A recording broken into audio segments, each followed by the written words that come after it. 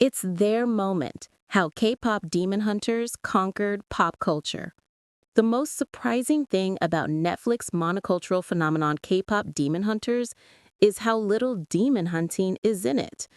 There's lore, there are fight scenes, and demon ass is occasionally kicked, but for the most part, the musical is a supernatural spin on a classic record industry story.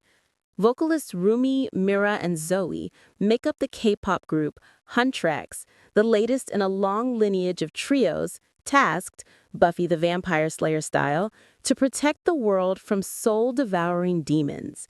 With the power of inspirational songs, they construct a protective barrier called the Hanmoon. And as the prophecy goes, if they conquer the charts hard enough, the Hanmoon will become golden, sealing away the demons forevermore. What that would mean for Huntrax's career is not dwelled upon.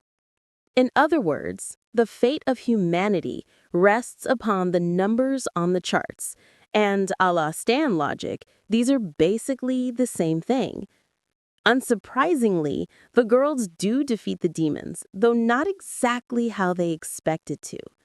They even managed to defeat the fourth wall.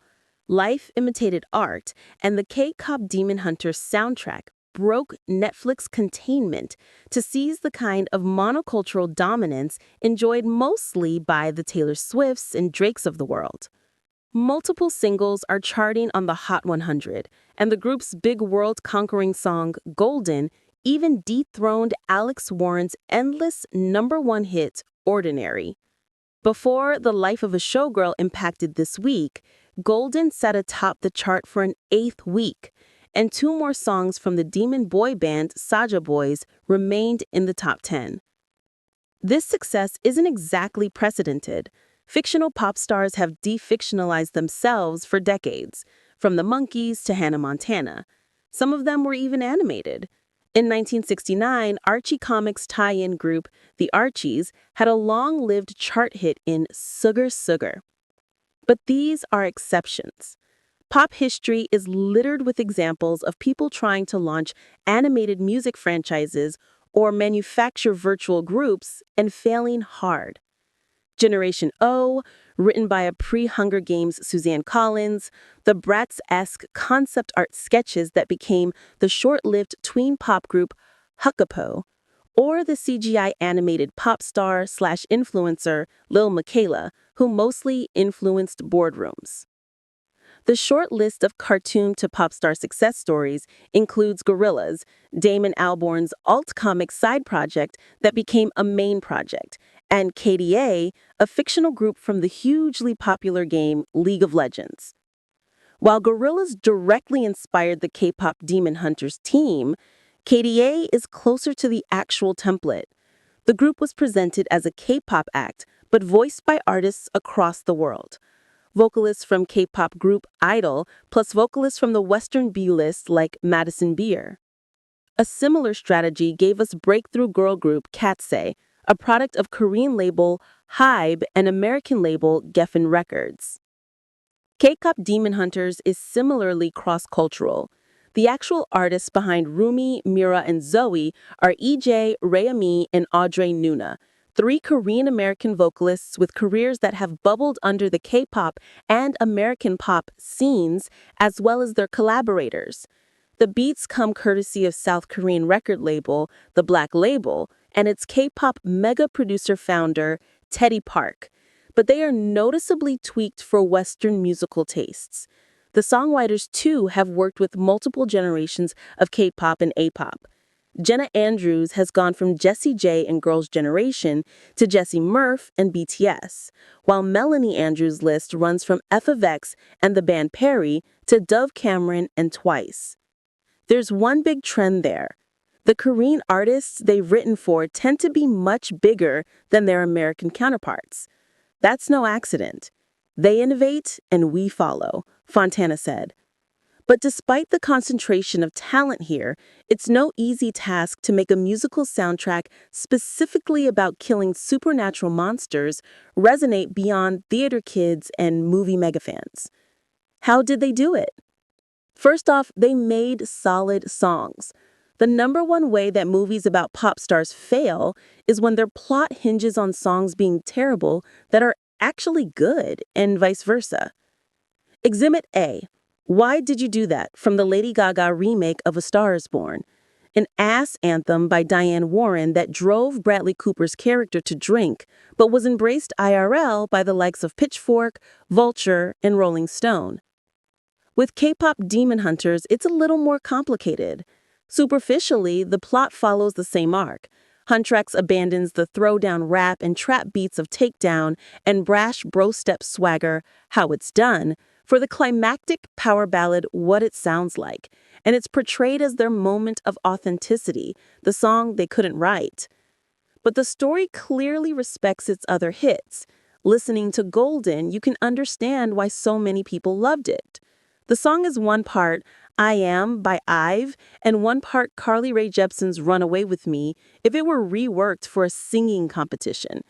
The verses swagger, the chorus pulses, and lead singer EJ belts her way through a thrill ride of impassioned high notes.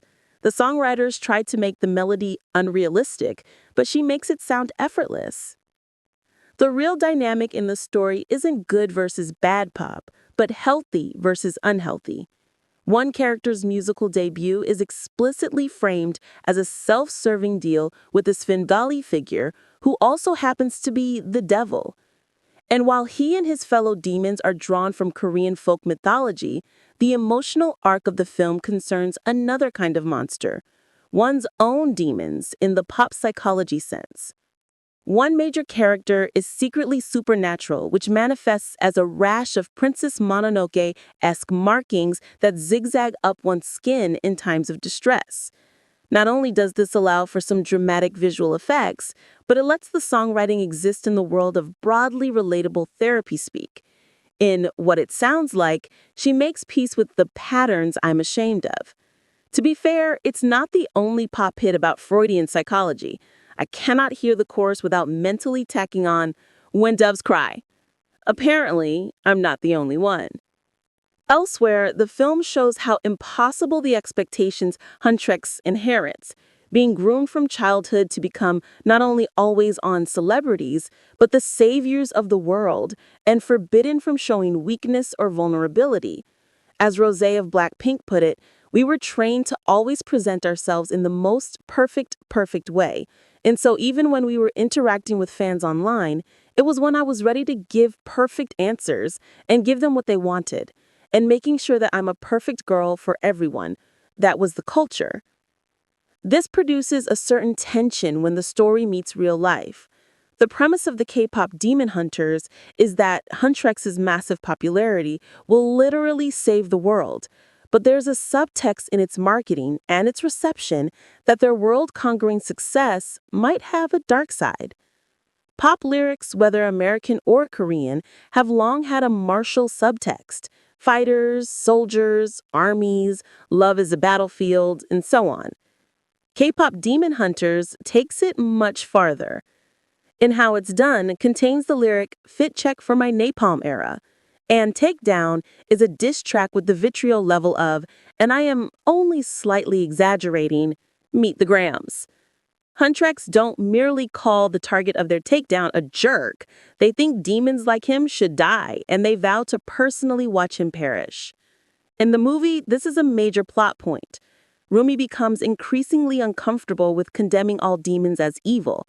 She grows to hate the song and fights to get it either rewritten or stricken from their repertoire. And she's proven right.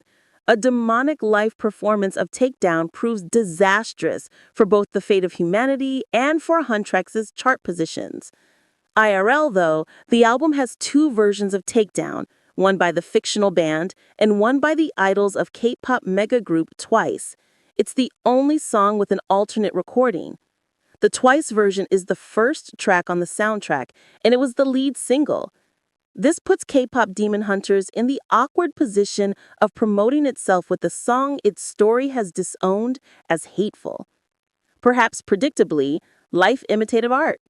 The public chose the broadly inspirational Golden over Takedown on the charts. The closest thing to bad songs on the soundtrack are Soda Pop and Your Idol. the breakthrough hits by the Saja Boys. The former introduces the group with frivolous bubblegum pop. There's probably no coincidence that it shares a title with one of Britney's earliest songs. The latter is a baby's first personal Jesus, plus some Stray Kids and Enigma. That marks the group's eviler and sexier reinvention. We wanted the Saja Boys songs to feel pretty shallow, Kong told Salon, but the Netflix team marketed them as so bad they're good. In one promo, the members of Huntrix all succumbed to the boys' annoyingly catchy melody. Later, that subtext leaked into the real world. Korean newspaper Juhung Daily reported that rapper-turned-producer Vince used ChatGPT to write Soda Pop, which left fans unimpressed. Hollywood has quietly been using generative AI for a while now, and let's be real,